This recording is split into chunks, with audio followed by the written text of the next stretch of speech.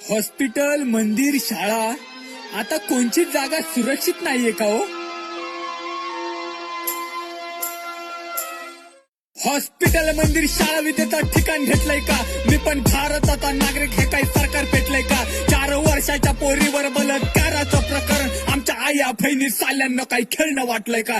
आमच्या सुद्धा आया बहिणी शाळा कॉलेजमध्ये जातात, त्या शाळेमध्ये जाऊन विद्येचा आदर्श घेतात. हॉस्पिटल, मंदिर, शाळा आता विश्वास राहिला नाही, कारण विद्येच्या ठिकाणी सुद्धा बलात्कारी येतात. त्या सरकारने पण आता शांत नाही बसलं पाहिजे. आमच्या आया बहिणीच्या सुरक्षेची लावा व्यवस्था.